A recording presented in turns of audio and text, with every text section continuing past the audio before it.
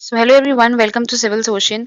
सो मैंने अभी इकोनॉमी वाली सीरीज स्टार्ट की है जिसमें हम इकोनॉमी के जितने भी इंपॉर्टेंट कॉन्सेप्ट है उसको पढ़ेंगे जो भी हमारे यूपीएससी और यूपी पीसीएस और स्टेट पीसीएस एग्जाम्स के लिए इंपॉर्टेंट है। So let's get started. Let's get start. Okay. So पहला टॉपिक है हमारा inflation, very very important topic. ठीक है, अब इन्फ्लेशन की चीजें पढ़ लेते हैं। What is inflation? Inflation is increase in general price level of goods and services. ठीक है ना। तो इन्फ्लेशन को टारगेट दिया गया है आरबीआई के द्वारा, वो है 4% प्लस प्लस माइनस 2%। अच्छा, ये वेरी फ्लेक्सिबल टारगेट है। इन्फ्लेशन इम्पोर्ट देखो, एकदम कम इन्फ्लेशन नहीं कर सकते हम, जैसे कि 2% इन्फ्लेशन नहीं हो सकता, ना ही 8%। क्यों? देखो, इन्फ्लेशन कम रहेगा तो इकोनॉमी ग्रोथ नहीं बढ़ेगी, लेकिन ज्यादा रहेगा तो अगेन हमारी परचेजिंग पावर कम हो जाएगी। सो लेट्स सी क्या क्या चीजें होती हैं। अब देखो, मॉडरेट इन्फ्लेशन होती है, मतलब जो इन्फ्लेशन चाहिए हमें, बेसिकली स्टेबल इन्फ्लेशन। तो उससे क्या होगा? प्रोडक्शन और इन्वेस्टमेंट इंक्रीज होगा भाई। ठीक है, reduce the burden of date.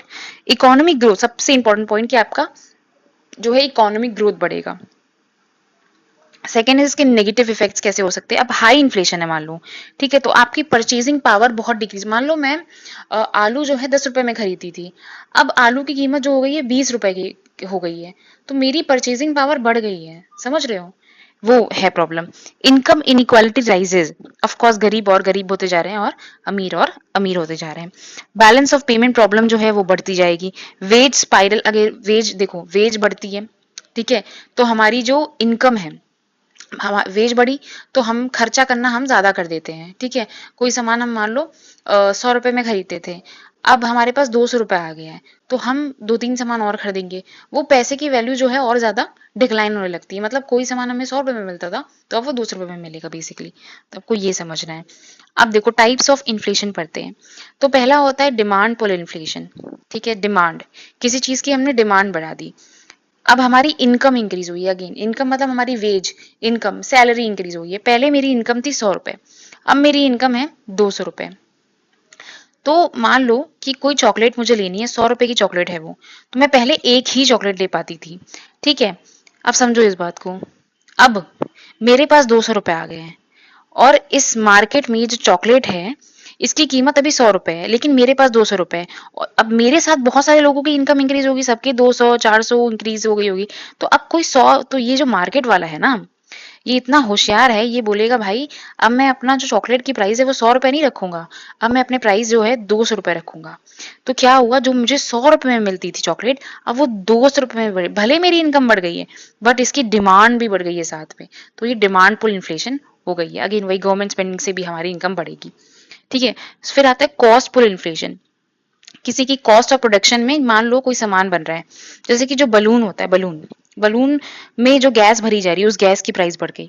ठीक है, रॉ मटेरियल की प्राइस बढ़ गई, उससे इन्फ्लेशन जनरेट हो रहा है। तो वही जो मतलब पूरा कॉस्ट के साइड से इन्फ्लेशन है, प्रोडक्शन प्रोड्यूसर के साइड से इन्फ्लेशन है, उसको कॉस्ट पुश बोलते हैं।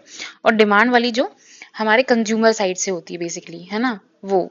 फिर आता है थर्ड, बिल्ट इन इन्फ्लेशन, है ना, बिल्ट इन, वही वेज प्राइस।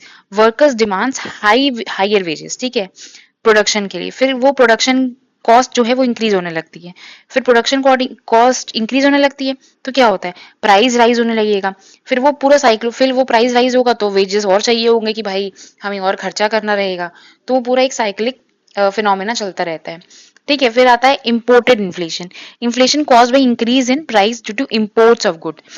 जहाँ मान लो कोई इंडिया जो है इंपोर्ट करती है क्रूड ऑयल, ठीक है, when global oil prices increases, तो पेट्रोल और diesel prices are rise domestically, उनकी प्राइस जो है राइज डोमेस्टिकली हो जाती है। अब आता है हेडलाइन इन्फ्लेशन। हेडलाइन इन्फ्लेशन को मैं हमेशा देखो, हेडलाइन और कोर इन्फ्लेशन होती है। हेडलाइन मतलब हेड, हेड से लेकर पूरा टो तक, पूरा सारी चीजें कवर करती है, फूड फ्यूल एवरीथिंग। ये इन्फ्लेशन कैलकुलेट करने में सारी चीजें कवर करती है।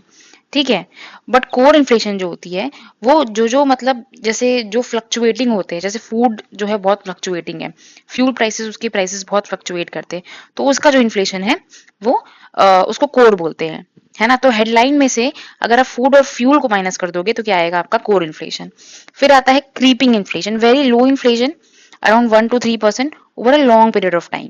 तो लो इन्फ्लेशन होता है, बट क्या होता है आपका, ये बहुत ज्यादा टाइम पीरियड के हिसाब से रहता है। तो जिम्बाब्वे में भी यही हुआ था। ठीक है, 2000s में। फिर आता है हाइपर इन्फ्लेशन, सबसे double digit triple digit inflation होता है, बहुत ज्यादा इन्फ्लेशन, हद से ज्यादा। जिम्बाब्वे में, इवन वहां पे मैंने सुना था जिम्बाब्वे में कि जो बर्गर होता है ना उसका प्राइस करीबन 1 लाख हो गया था हमारी इंडियन रुपीस के हिसाब से। तो मतलब इतनी ज्यादा वैल्यू कम हो गई थी, मतलब पैसे की वैल्यू इतनी ज्यादा कम हो गई थी। ठीक है, सो आगे भी हम और टॉपिक कवर करेंगे इकोनॉमिक्स के, तो देखते रहिएगा। और अगर आपको ये वीडियो पसंद आया तो please like share and subscribe our channel.